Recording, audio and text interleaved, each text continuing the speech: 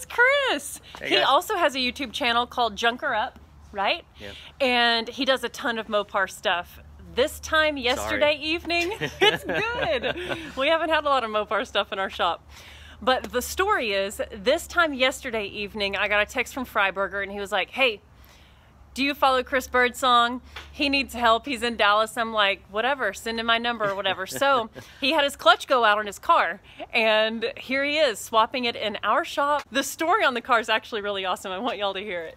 All right, so it was on Facebook. A guy posted this yellow Duster. It's blown. It's got a 340 small block in it. It's actually a pretty nasty motor. They just caught my eye, and I was like, okay, that thing's badass. So I bought it, and I just didn't have time to go get it. But then the Zip Tie Drags was coming up, and I was like, you know what, it'd be cool just to fly there and then just like roadkill the thing to Zip Tie Drags. And just And like hope it makes it has been.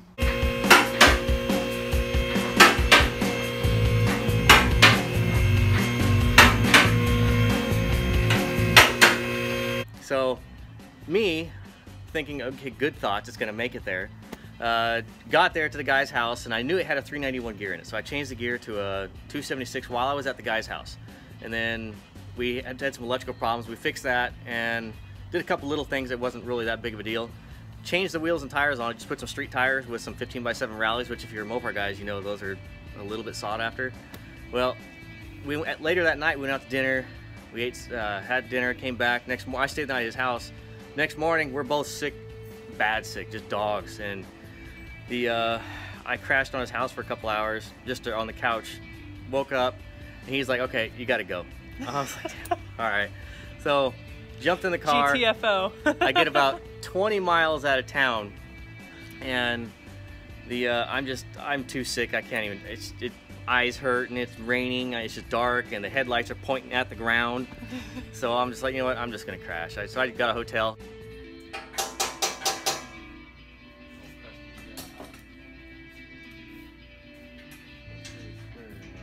All right, Aaron just got home for lunch, so we're gonna go grab lunch. They're thrashing on the car. We're gonna bring them pizza back, and all is well. Next morning, get up, hit the road. As soon as I pull on the highway, go to pick up the throttle, it burps, farts, and dies. And what had happened is the coil, when we were working on the electrical stuff, the coil didn't get mounted back to the motor, so it fell off. And the wires got pulled off the coil. So fixed that. Luckily the coil, luckily it happened when I was doing like 5 miles an hour, so I just walked over, picked the coil back up, and put it on the motor.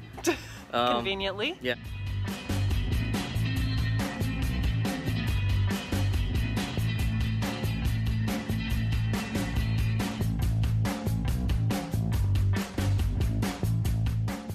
Get about 200 miles down the road, and then start getting vibration as I'm cruising. And what it was is one of the left rear wheels, or no, not one of the left rears, the left rear wheel, came loose and was vibrating.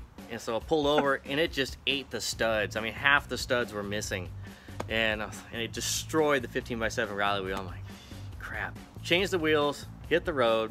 There was a bunch of weight in that car, cylinder heads, all kinds of stuff. And what it was, car was, as soon as I put the drag radials on it, they were hitting the quarter panels.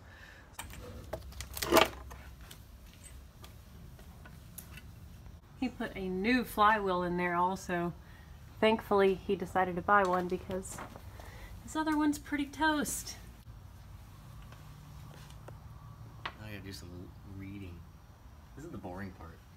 I stopped at the nearest Home Depot, and this is like another 100 and something miles down the road, and bought a hammer. So I went to jack the car up, and I could not get the left rear wheel off. The nuts had seized to the studs that were damaged. I was able to get 3 of them off, but 2 were stuck. So all I have is those little star lug wrenches. Did you film any of this? A little bit. Dude. I'm sitting there on the lug nuts in the parking lot. I'm just going up and down, and I finally break 2 of the studs off just so I can get the wheel off, so I can hammer the quarter panel to get the wheels to stop rubbing. Well, then I'm down to 3 studs, and they're already halfway worn down. It has this exhaust crankcase PVC setup, and it has a full exhaust system. It was pressurizing the crankcase and pushing oil out the front seal. So I stopped at Napa and replaced that. He is trying to avoid removing his bell housing, so we're going to see the little slide on there. Oh. I can still do it one-eyed. Aha! Oh, you got it. I got it. Sweet. Nice job.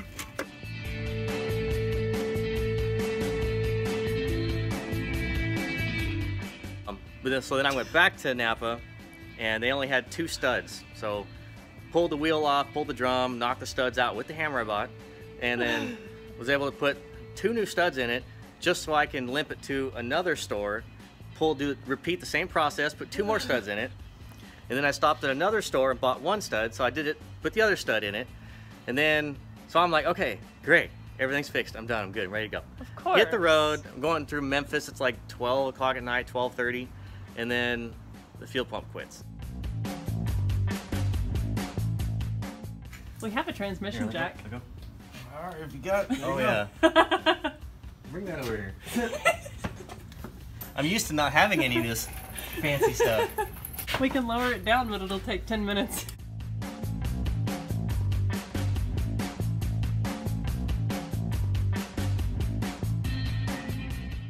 Now we're gonna get made fun of because all the big guys will be like, oh, I do that all the time by myself. And it's one of those old style, loud, electric fuel pumps. So that quit. But luckily I had brought another one because I know how kind of crappy those are. So I'm on the side of the road for an hour and a half. Every time a semi goes by, it just shoots a big old gust of wind that just...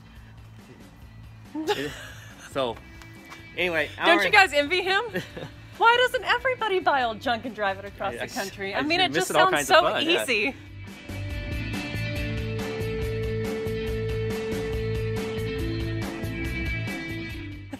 So much good stuff going on today in Flying Sparks Garage. Aaron is working on some bracketry. We ended up having to change up our transmission crossmember a little bit because the brake booster and master cylinder actually mount up underneath the truck right there. So he's modifying that. You'll have to watch for that episode coming up. It's going to be a full In the Shop with Emily episode, so big editing happening for that rig. And Chris is working hard on the Duster. I get the new fuel pump in, I'm like, oh, finally, I'm freezing. The car has no heater. There's no heater in this thing. No heater box, nothing. But it has a big blower on it, that's all I carry. Yeah, a boost. I mean, come on. So I get in the car, hit the key, nothing. There's no fuel pump, it's quiet. So I get back in the car, check it with a test light. There's got power to it. I'm like, what the heck? So brand new fuel pump wasn't working. So then last resort is, you grab a crescent wrench because I didn't want to use my big hammer. I didn't want to dent the fuel pump. Of course not. So I hit it with the crescent wrench. Fuel pump wakes up. I'm like, oh, sweet. So the transmission's coming back out. The distance between the throwout bearing and the where it throwout bearing and engages. the fingers of the clutch. Yeah, it's too big of a gap. It's not working. So we're going to have to do something makeshift. We called a bunch of parts houses and nobody has any shims. So Mickey Mouse something. Because roadkill. We should get the transmission jack back over here.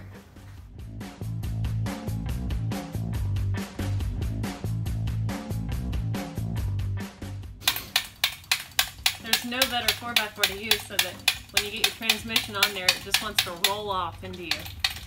It's really good.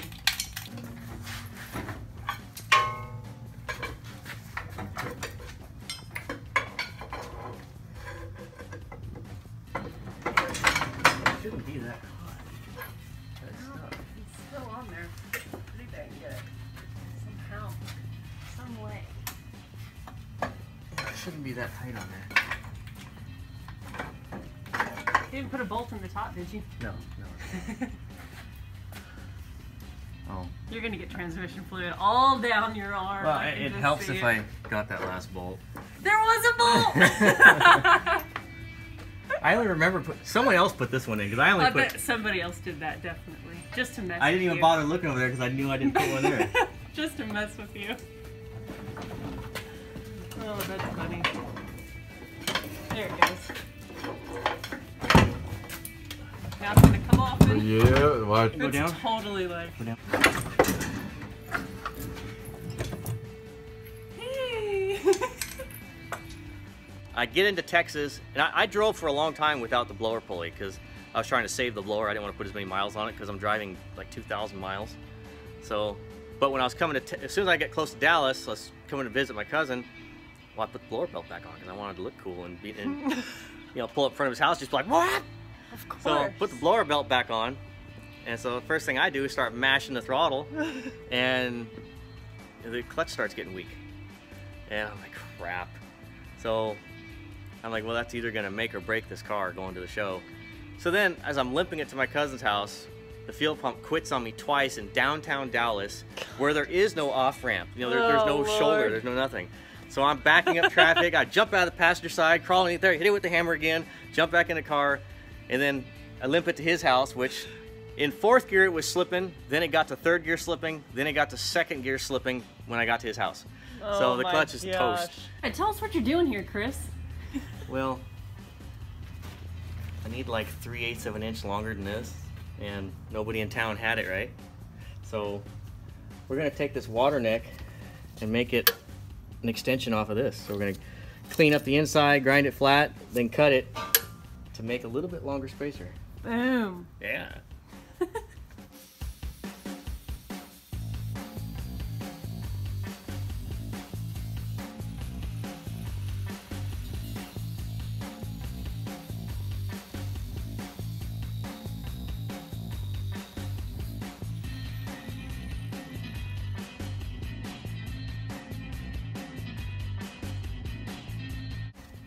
One authentic.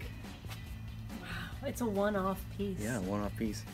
It's beautiful. All right, see if it's even gonna work. I hit up Freiberger. I was like, hey, do you know anyone in around this area that's got a shop or something I can use to put this in? And he's like, Emily. I'm like, oh, okay. So yeah, I guess he had texted you. So that's where we come in. Yeah.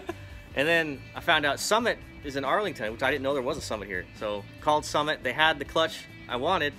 It's twin disc McLeod, so I'm like, yes. So it just all fell in a row. And boom, the transmission's back in, just like that. Yay. Yay. We got a visitor. Visitor. All right, everything's all bolted up and tight. Shims are in place. We got a nice new rusty shim there from the water neck of the water pump. Can you see it? Yeah, it's awesome. Oh, Alright, it's gonna be good to go. Yeah, so we tore it all apart, got the clutch out, got the new one all in, put the transmission in. It's all back together. The only thing we need to do is just put the exhaust on, which we got to go get some hardware because all the bolts are rusty and seasoned, broke them off. So, but I'm glad I can now drive awesome. I can hopefully make it to Zip Tie Drags now. Yes, I bet you will. Drive your junk. It's fun. Yes. I mean, don't trailer it, just drive it. Don't trailer it. Yeah. Be adventurous and bring lots of tools. And money. And money. Exhaust is back in. And we're getting ready to... Ooh, that's all rotted out right there anyway. Are we gonna cut these off? Yeah, I'm gonna cut it off and weld them up. I don't want these on this car. Yeah. So we're gonna cut those off. Weld her up. And a welder it.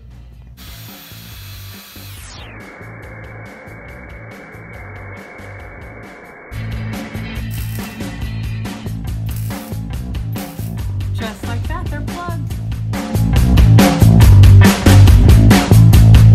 Duster's going down. Look, y'all. Last time. We got a blower. That's like the coolest part of the whole car. It's pretty wicked. Hopefully she has a working clutch. Oh yeah, there's clutch. The hood was in the guy's junk pile. The hood latch was all rusted up. So what do? But bolt the hood on. And cut a custom hole with lots of sharp objects in case people want to come touch your blower. They can't. I could just cut like a regular hole. That'd be boring. So boring. And the only thing the guy had was a torch. So I just used the Torch. Goes through the gears. Yeah, feels like it.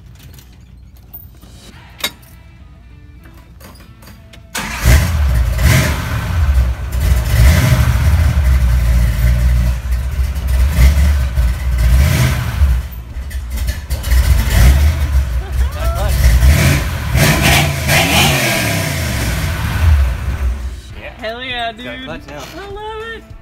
It's freaking solid and ready to go. I like it. Y'all, you have to check out Junkerup. Subscribe to his channel. I told him, dude, you gotta post more videos.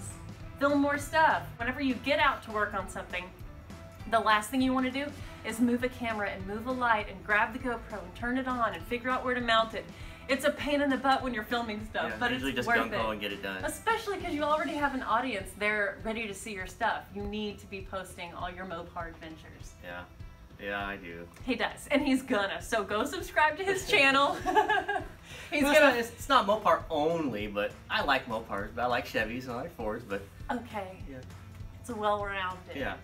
So I'm not Mopar or no car, but I love my Mopars. But you have like 30 of them. No, really, you said you have like 30. 20-something? Something around there, He's a Mopar guy. I really appreciate you opening the garage for me to let me do this too. Definitely, it was it's really been fun. an adventure so far with this car.